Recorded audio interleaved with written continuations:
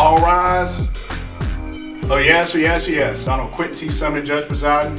God say the state and Honorable Court be seated. What has happened to bring them to this particular point at this particular time in their lives? And how do they go forward? It's sort of heartbreaking. We just went foster home to foster home. Along with getting beat, I was raped when I was 6. They had a 14-year-old son. Yep, the family. We were staying in Concord, North Carolina. I remember that house. I remember the house. I remember how the house looked. I remember the song that was playing on the radio. I remember how he smelled. I remember everything. I remember looking over after the first initial pain. I remember just, I don't know. I just didn't feel anything after that. I remember seeing my brother cry because he was looking. I remember it. I remember everything. I went under a conspiracy case. We just did a survey last year in the prisons on conspiracy. 9 out of 10 times, the federal system on conspiracy charges they say, you knew what he was doing. This was my first felony. I got caught with a couple bags, and that was it. I wasn't selling, I wasn't doing, I had a couple bags on me, so you didn't know if I was using them or not. You never even asked me. I was with a fellow, a guy, my friend, and he was selling drugs, so I indulged in it too, and got caught up and went to prison. But I've been in and out of prison most of my life. I grew up in the hood, you know, and you don't tell, you know, and basically I did time for not telling, you know. I was accused of 2 robberies and 2 gun charges.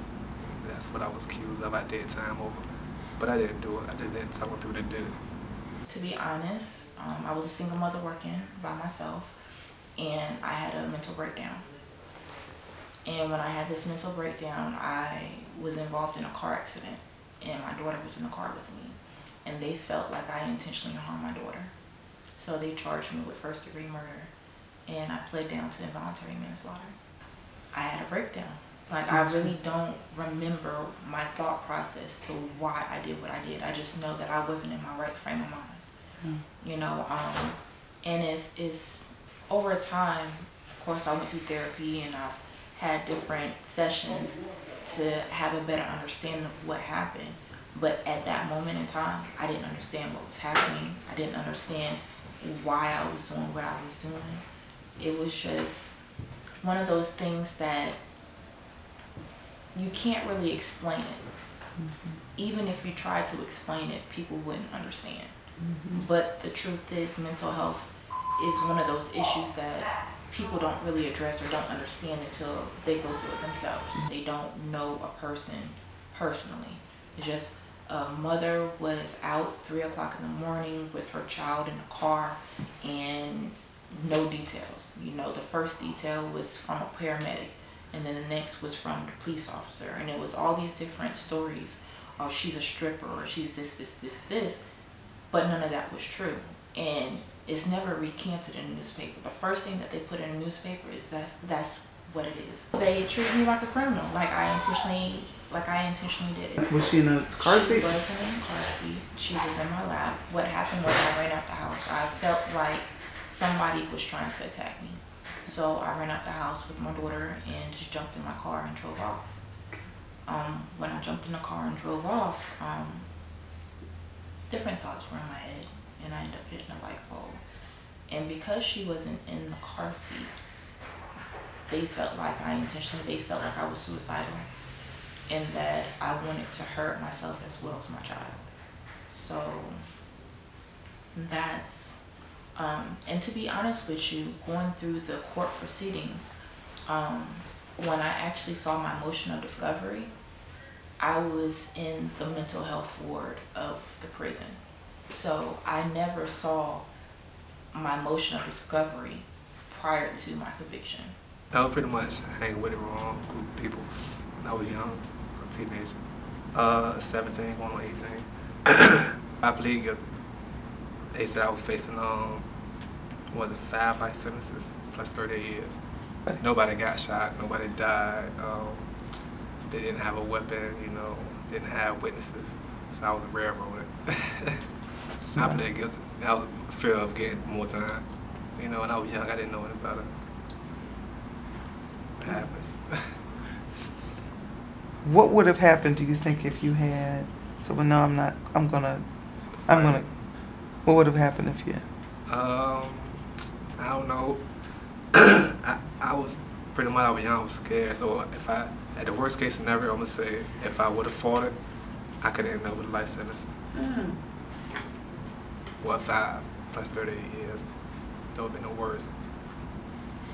So you took how many years? 10. And I was sentenced to 38 years. And that's how I got it. I did the 10, and that's how I got the 28 left.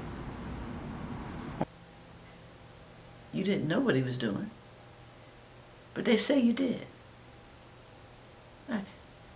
He don't own nothing. You own something. So every arrest they make, they want to make money out of it. So they're going to bring you into it. You don't have to have sold no drugs. You don't even have to be around. But them people that's telling so they can get 5 years probation and not do no time say, oh yeah. Oh yeah, she was part of it. Is that what happened in your case? Uh-huh. So you didn't sell anything? No, my husband did, but we were separated. He lived in Jersey and I lived in North Carolina. But he didn't own anything. I owned a lot of stuff down here where I lived. But I was still legally married to him. And the reason I was legally married to him, and it didn't matter to me, is because I had his son by an outside woman that I raised since he was a baby. And I could have gave the child up, but I didn't. Because I was in there with a person that had, it was just ironic, he had my same last name, but he was a white boy. We had the same charges, and actually he got caught from an undercover cell, which is actually way worse. They would set him up, that means they were watching him for a while.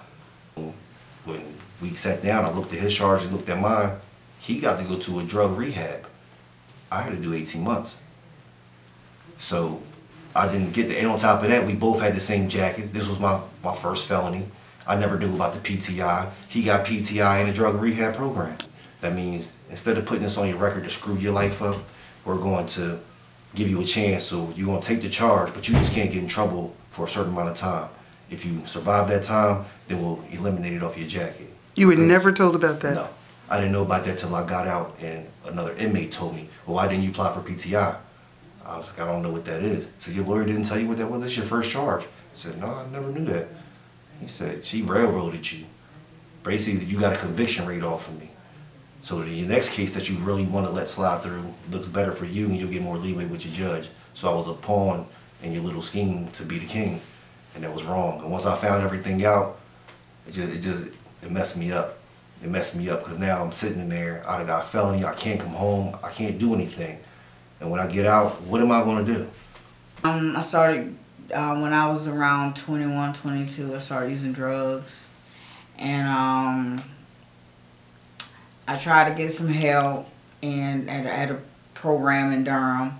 And it just, I ended up leaving the program and ended up on the streets of Durham for about 18 years, 17, 18 years. Where were his parents? I don't know where they were. They weren't home. And if they was, would they have even cared? They beat us. You know? Did he ever go, was No. he? No. No. No. I couldn't even walk. Like, it was, I remember when he was done, he did it from the backside. And I remember it hurting to walk. I remember it hurting real bad. I remember my brother coming over to me and he got me in the bathroom and he ran some water in the bathtub, but he didn't stop it up. I remember that. And I remember, I don't know what happened in between that time and the next day, but I remember I was crying. I was in the hallway at school crying because I was hurting. Is that how you ended up in the hospital? Yes. Yes. School. School. So what happened? I was in class and it hurt. It just hurt to sit, it hurt to stand, it hurt to walk, it just hurt. And you could tell from the pants that I had on, you could tell that they were sore. And I guess the teacher thought I peed on myself and went to the bathroom, and it was a lot of blood. And they called her. I remember riding in an ambulance, and I remember being on the bed thing. I remember being wheeled in, and I remember waking up. You never went back to that house again? No, but they left my brother there. I don't know how long it was before we got back. We were back together, but he was still there. And I was at another home. There were no charges against anybody? No. If there were, I didn't testify on nothing. I told him what happened.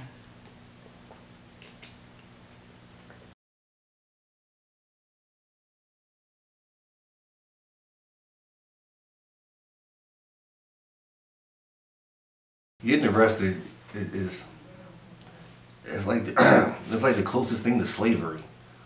Like to be told you're not going home, you can't get out of here. Like I don't know how I explain that to be a hostage almost. That's what it feels like to be a hostage. You get denied bail, or you get told that this bail is this certain amount.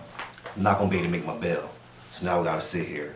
I'm too prideful to ask my family to put up money for me because they're struggling. So I'm not gonna ask them to help me get out. I put myself in this predicament.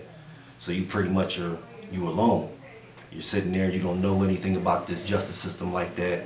So once you get in there and they shut them cell doors, that's a horrible feeling. That's horrible. That's like being in the worst project in the world. That's like being in Jamaica slums or something. It's horrible, it's nasty.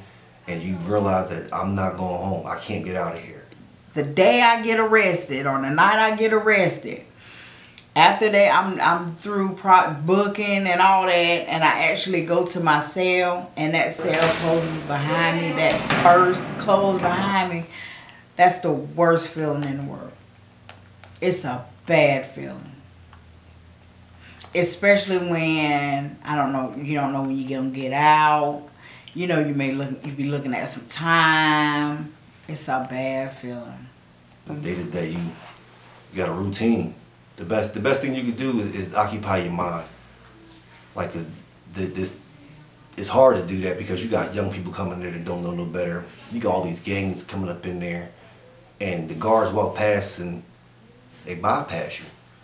They don't acknowledge you even exist until they're called. Other than that, you're in there on your own. So unless you got some people in there with common sense that want to do better for themselves, those are the people that I had to cling to and linger around, because I'm not joining the gang, and I'm not belonging to a clique or doing dirt, committing more crimes while I'm in jail towards people sitting there just like me. It doesn't make any sense. I don't want to run to jail. I don't even want to be here. I don't want to run. I don't want no parts of this place. You never know what another person is going through. You know, you might want to use the phone. Just throwing it out there. You might want to use the phone, and someone else want to use the phone at the same time. And your situation is detrimental, but you don't know his situation. You know, if both y'all going for the phone, and he's like, man, I don't know, I want this phone. He might try to kill you because it ain't going nowhere.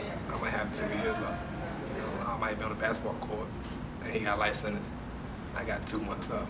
I might pump him the wrong way. You know, so it's not, I wouldn't say living in fear, is more being more aware, more cautious, you know.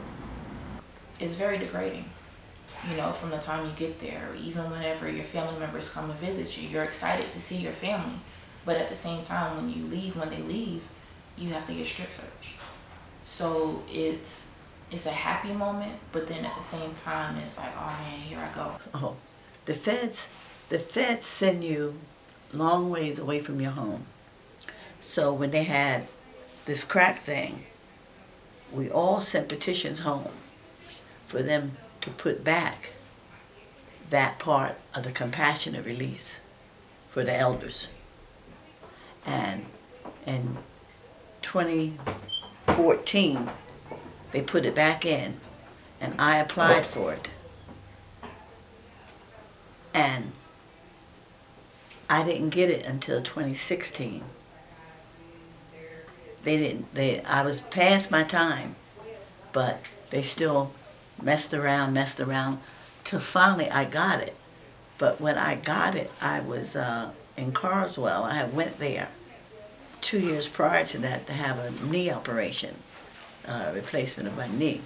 But what had happened was, it was over a year before they gave me the knee operation, and my heart was failing. The outside heart doctor said my aorta valve was destroying my heart, but they never sent me out for the tests and everything that the outside heart doctor wanted.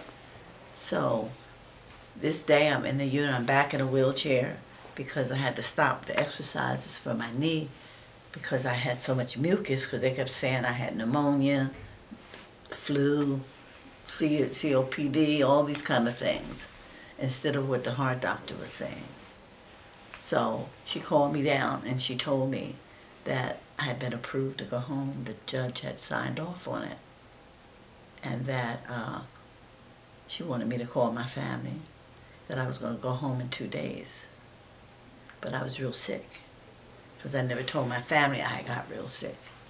Because you don't worry your family on the outside about what's going on in there. I can't know all the circumstances that have impacted people before I see them, but I've got an idea about some of the things that probably have happened in their lives. And I'm just wondering, is this another person who might have the cure for cancer in their head going to prison and will never have a cure for cancer? This is a person who's got a cure for diabetes, high blood pressure, or what other astronomical things they could do in life that society will never have the benefit of, because they are not going to be a part of society at that time.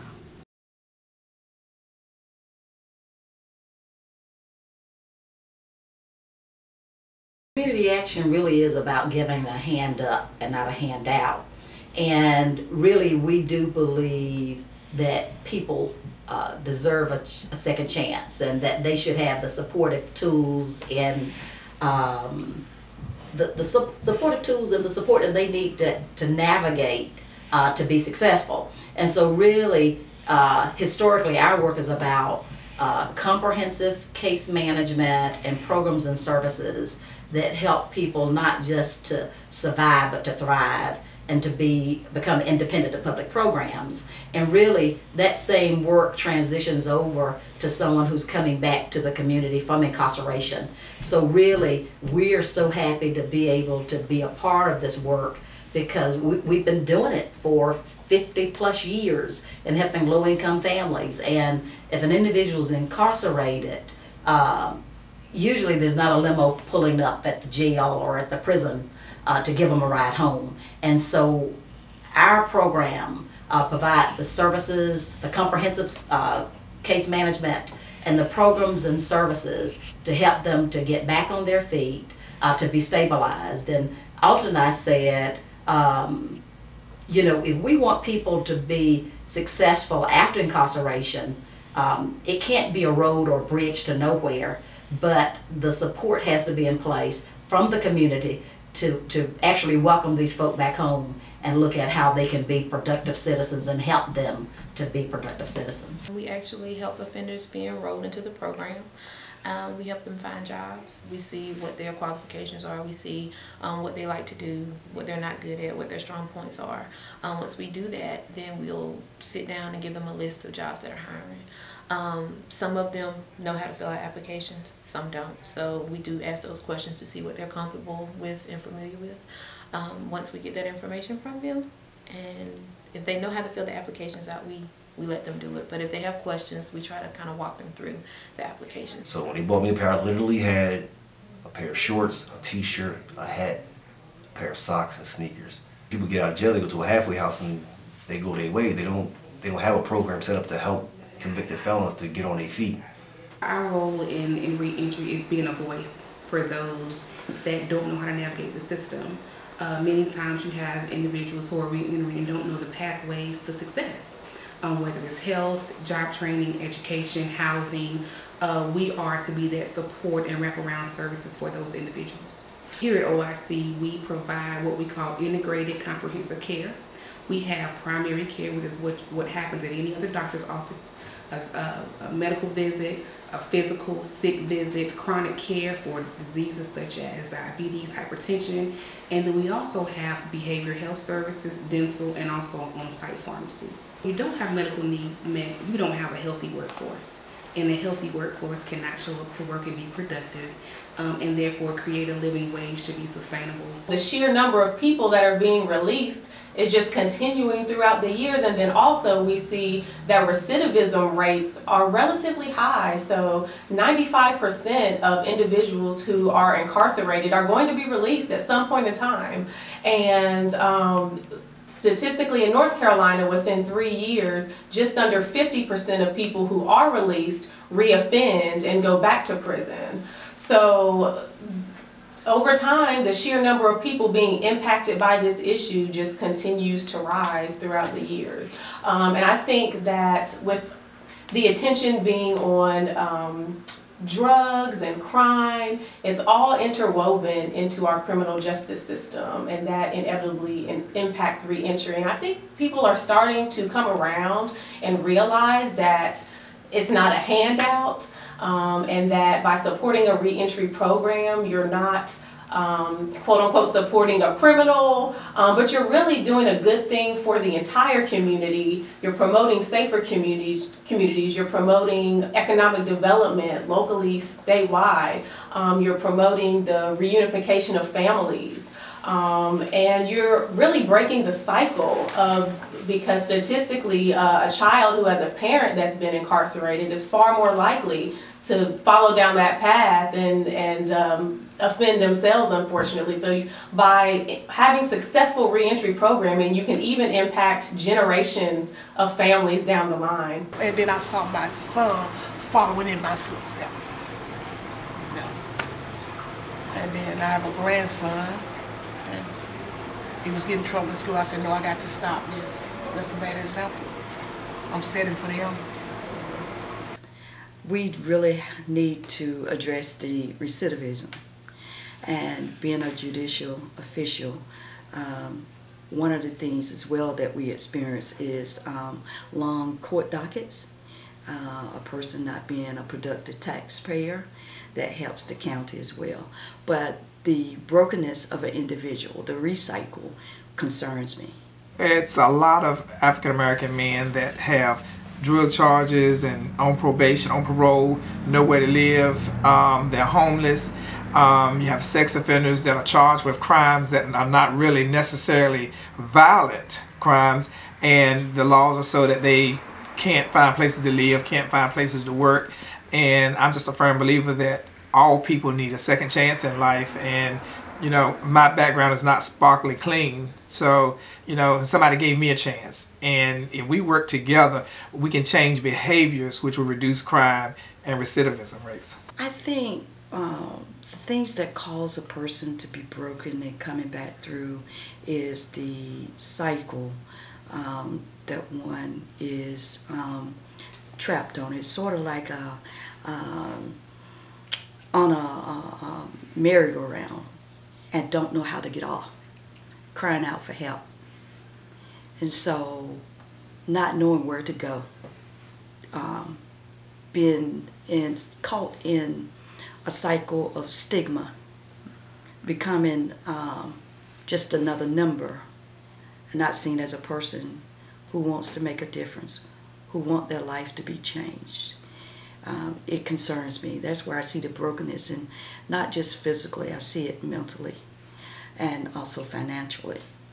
And so my thinking to them, just what if someone would see them as a human and speak life and empowerment and show them that there is hope, that there is a place of service.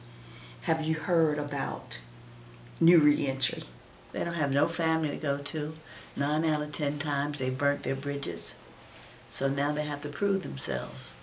And if they didn't do it while they were locked up, while they were incarcerated, then they have to start doing it now.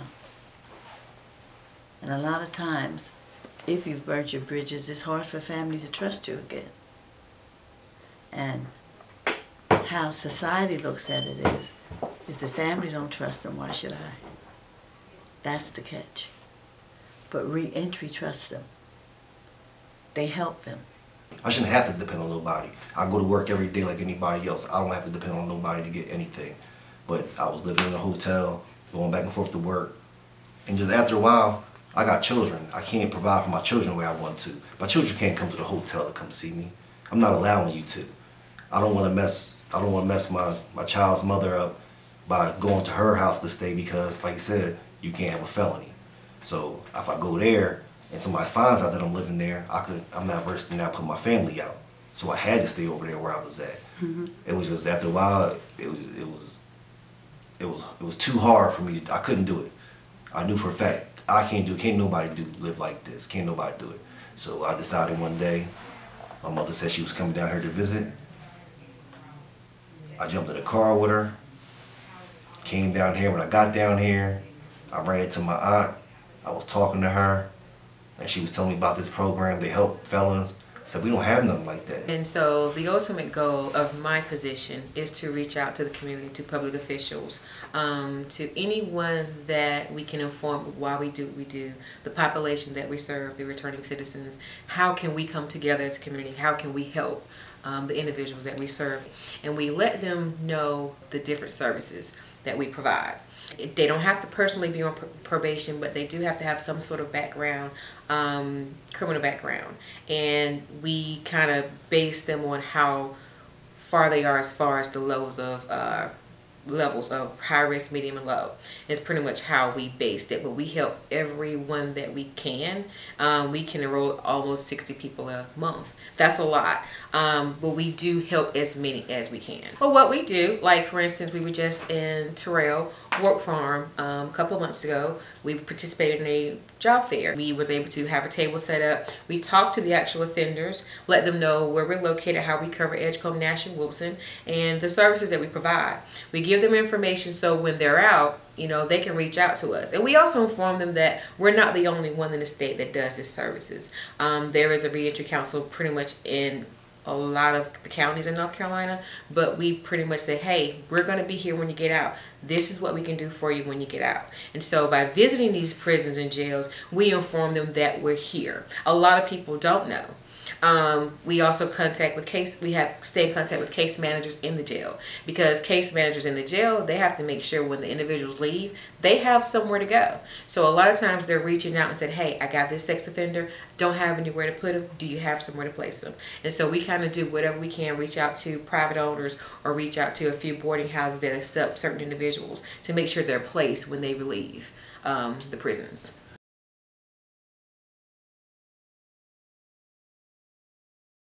Most come out not getting all of their things that they had while they was in there, because they probably had an ID prior to them coming out, but for some reason their stuff got misplaced or they just didn't receive it when they was released from prison. So for instance, once you get your ID, go to the DMV, you do all the process to get your ID, you get a paper copy. So say if they don't have their social security card, they can't even go to the social security office to get a social security card until a week later, 5 to 7 business days, they get their hard copy ID in the mail. Now they can go and go get a social security card. So that kind of takes more time, away from them from getting stuff accomplished in the short period of time that they're here, which is only 90 days, which is only 3 months. So they don't have a lot of time to really, accomplish everything that they want to in that limited time before if they have a residence or somewhere else to go, they have to leave because somebody else is coming in because we have so many people on the list that need somewhere to stay or needs a transition until they find something better. My need in Wilson County is housing for the sex offenders, housing just for the returning citizens in general. I tell people that all of us have done something in our life. Some of us are just less fortunate and they got caught. Some people have never been caught, and some people are still doing things. But what we have to look at, if we look at our families, we have somebody in our family on probation, parole, have been to jail, have been to prison. That's throughout all genders of life and communities. And so when people say that they don't want to be bothered with them, we have to take a step back and look at the entire family household. Your family structure could have been a cousin, uncle, niece, nephew, or someone that was in prison or in jail or in trouble that, you know, you say you don't want to deal with them, but somebody has to deal with them. You know, it's different types of sex offenders, but like you say, when they hear it, they like, no, I don't even want to deal with that.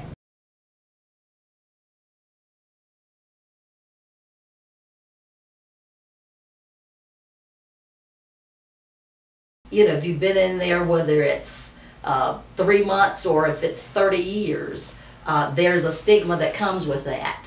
And so we want to really help to educate the community about providing second chances and allowing people to, if they've done the time, to let them to be able to move it forward and not to keep looking back on their past history, but to give them a chance to survive and thrive.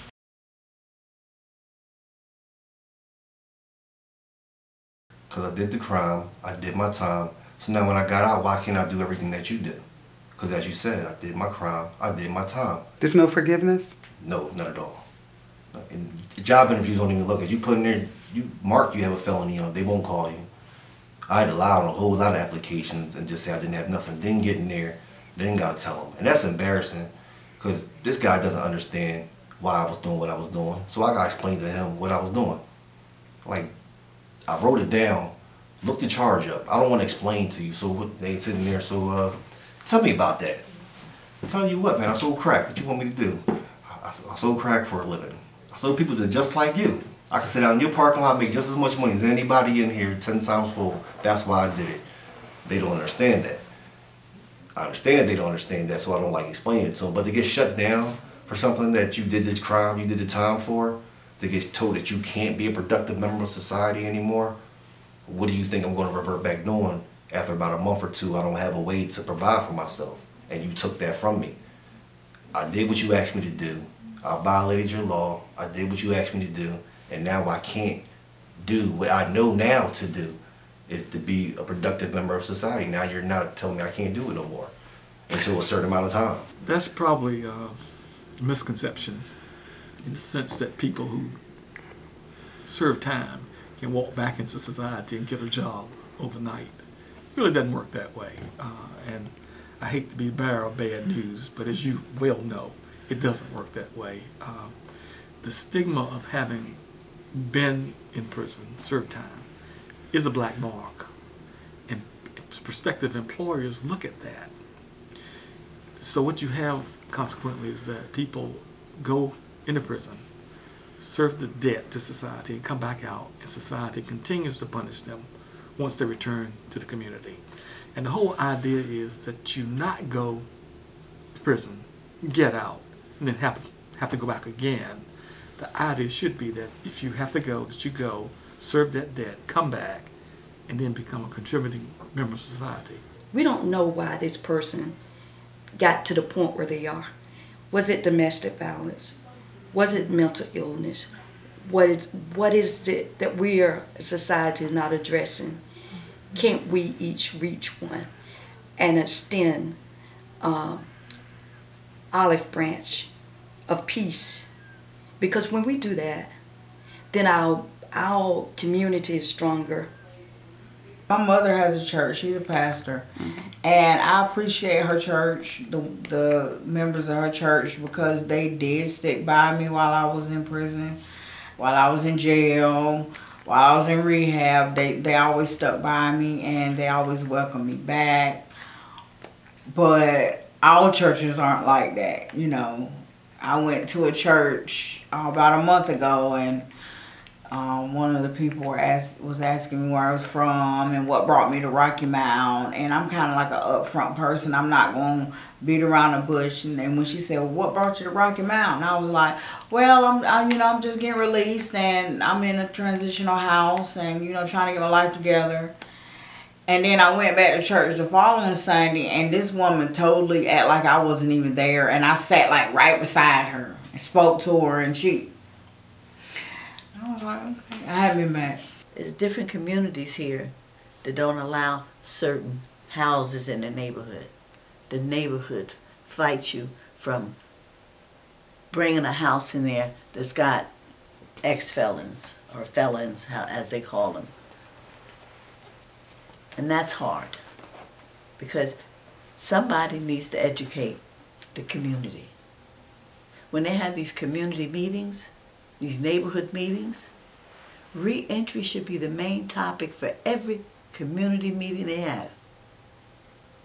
A reentry person should be invited to everyone. And they have them. And they have them at the churches. But it's the responsibility of the churches too. My church, St. Mark, on Tarboro Street, he tells everybody. All of us might be somebody that's been to prison. You got a child that's been to prison. If that family member goes to a church and one of their family members are incarcerated, it's the responsibility of that minister to minister that person while they're in prison. Let them know they have a home. Give them hope. Give the people in your church the responsibility to accept that family member into that church. It's almost heartbreaking because you know that you have the potential, you know you have the experience to do a great job, and for them not to even give you the opportunity, it's like you're missing out on a great addition to your company.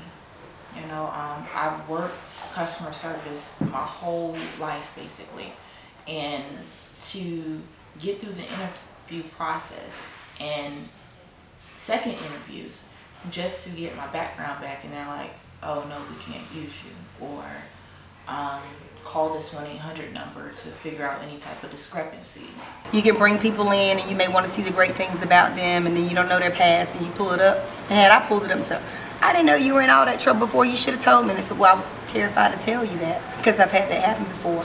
But that person was really great with what he came to work on time, had a great attitude, great teamwork, things like that. We were able to keep him. That's a success story to me. I made a mistake. I paid my debts to society. It helped me get my life together. You can't get your life together because people don't want to hire you. Everybody's looking at your background. And that's hard. And yeah, I understand it's my background. I did it, whatever, but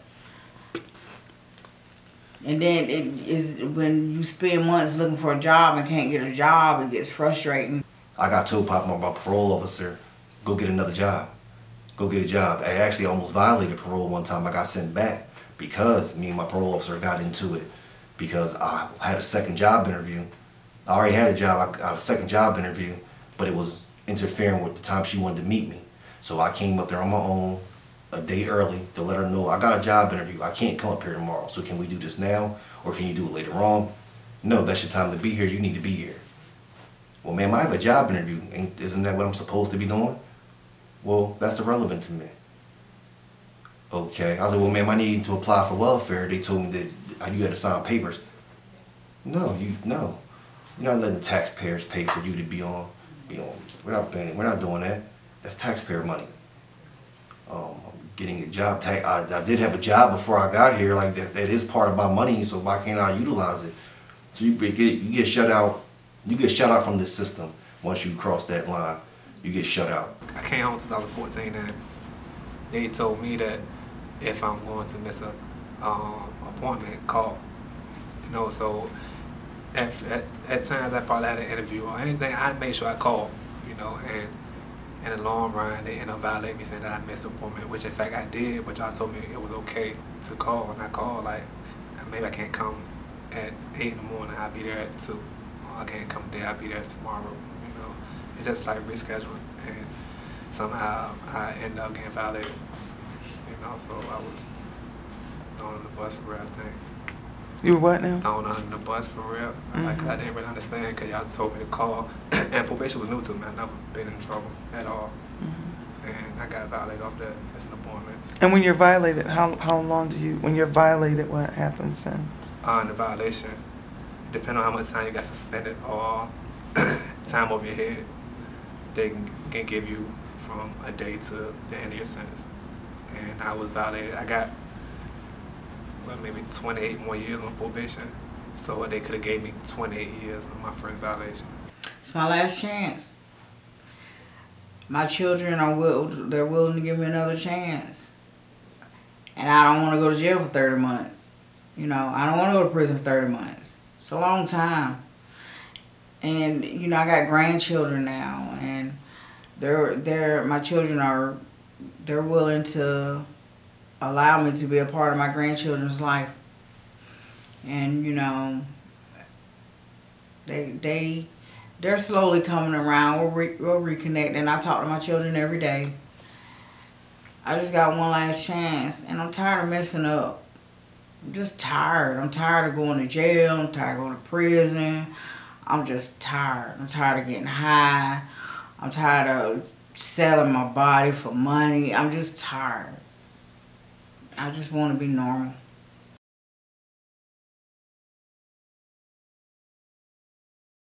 Say there's a woman that's in prison. She doesn't have anything to go home to. All right. I'm in constant contact with her. I should say first, I've been home. It'll be 4 years in March. Okay?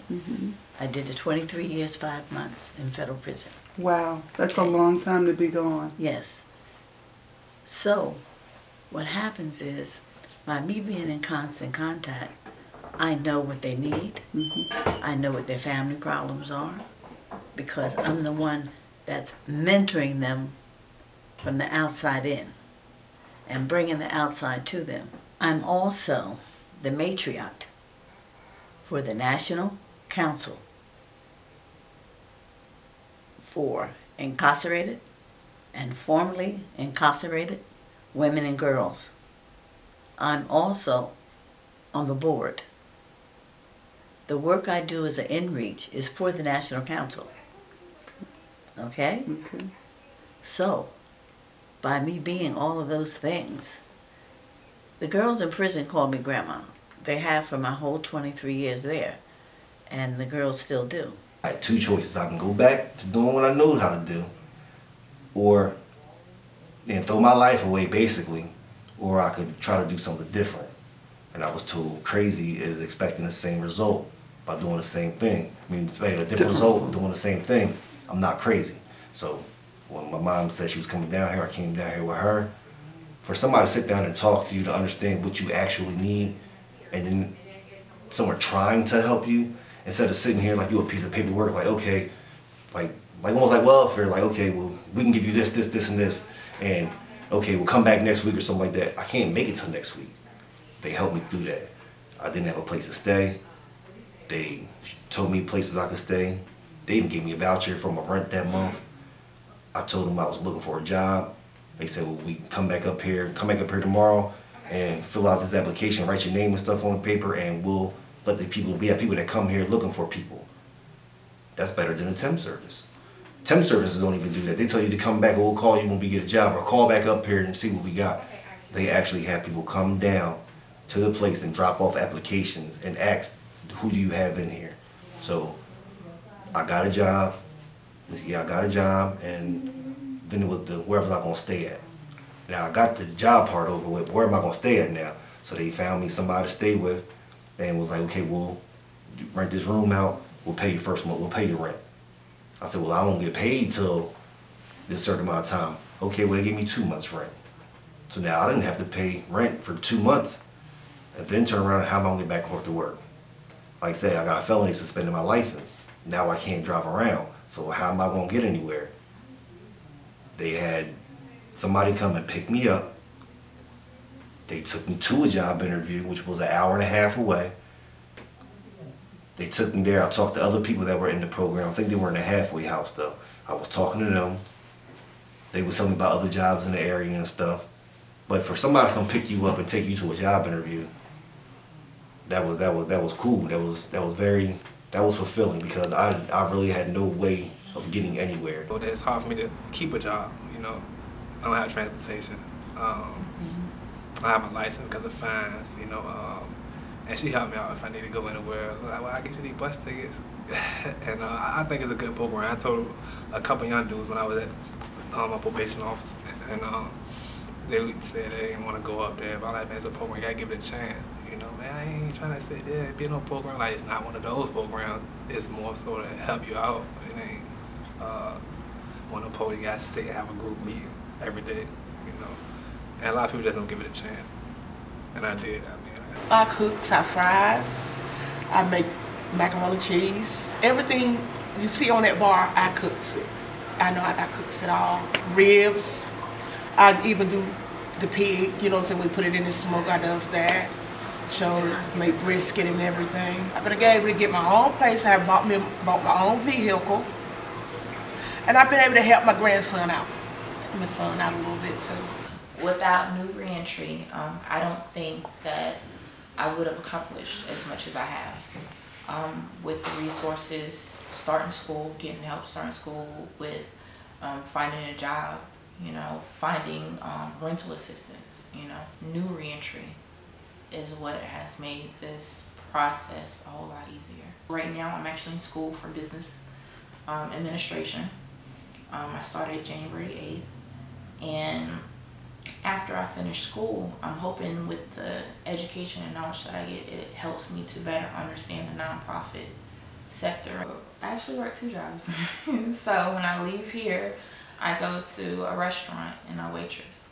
So I go to school, well, I work, and then I work some more, and then I study when I get off, and then I study first thing in the morning. Okay. So everything has been work, because I had a lot of stuff that I had to take care of before I got my license. And then after that, the ball just kept rolling.